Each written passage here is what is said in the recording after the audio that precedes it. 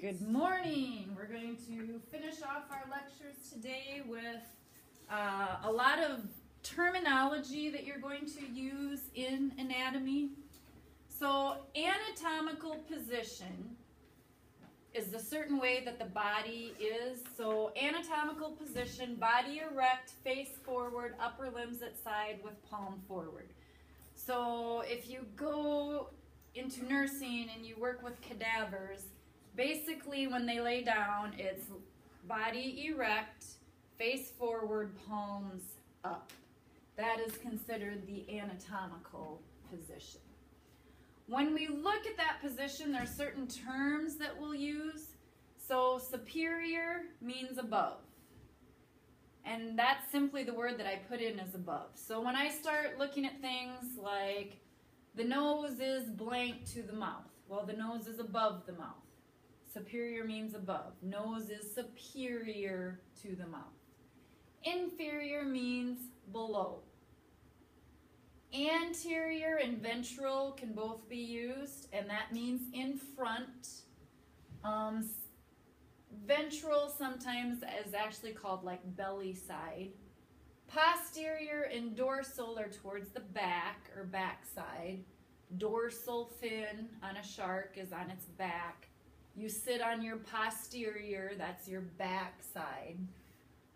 Median, think middle, it's closer to the midline. So my heart is median compared to my arms. It's closer to the midline. Lateral means more to the outside. So my arms are lateral. Bilateral means that you have one on each side. So my kidneys are bilateral. I have two kidneys, one on the right side, one on the left side. Bi meaning two, lateral meaning side. Ipsilateral means that they're on the same side.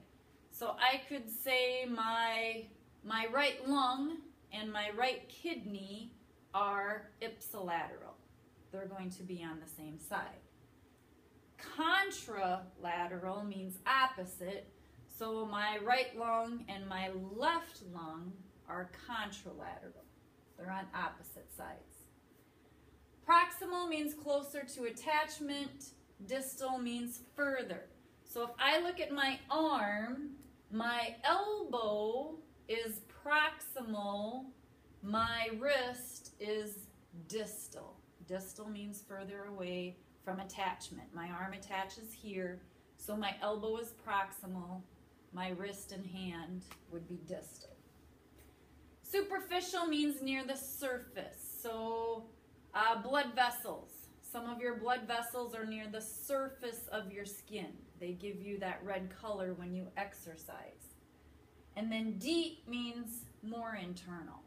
So if I start looking at, I can look at the layers in my arm again. My skin is very superficial. My bicep, my muscle would be more deep than my skin is.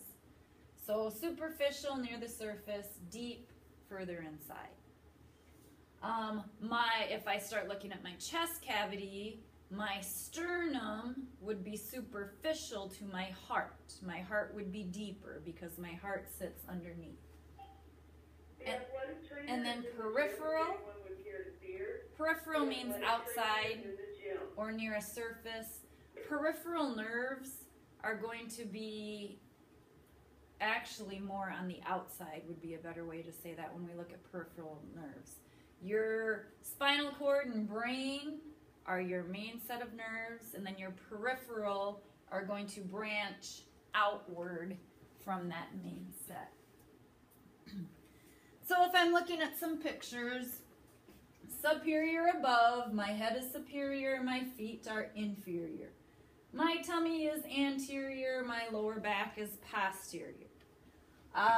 Lateral means to the side, medial means down the middle. Proximal, closer to attachment, distal, further from attachment. Here again, same thing on your legs. My knee is proximal to my ankle. My hip is proximal to my knee. It's closer to the point of attachment. So there's a diagram to show it. So when we actually start to dissect something, you actually make a certain kind of cut. So we put it into body sections. Sagittal means you're going to have a right and a left. Mid-sagittal means you're going to cut it right down the middle. And I'm going to have a perfect right and a perfect left. So I could make a sagittal cut right here. I would have a right side, I would have a left side.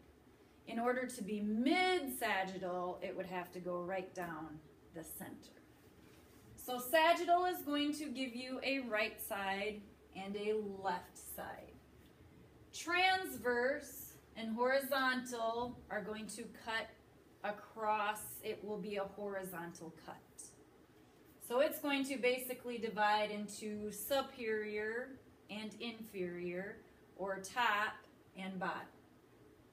A frontal or coronal section, excuse me, divides the body into front and back. So a coronal cut would be like down the side, so it would give me a front and a back, or an anterior and a posterior. Coronal means crown, and frontal is going to give you a front. You'll have a coronal suture when we start talking about the skeleton. So it gives you a front side and a back side. So if I look at this, horizontal, transverse should be easy to remember. Basically it cuts you in half, top and bottom. Any sagittal is going to give you a right and a left. Mid-sagittal is the blue that goes right down the middle. Parasagittal means that it's going to be off to a side. It's not right down the center. And then frontal would cut the body in half so that you have a front half and a back half. And these are very useful when we start looking at organs, bone structure, and things like that. Knees, if you've had any problems with knees or shoulders, those different kind of planes that they look at become very important. Here, if we start looking at cuts, I guess I can go back to that. If we start looking at cuts, both, this would be what kind of cut?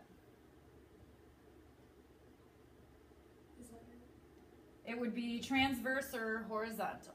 It's going to give me a top and a bottom.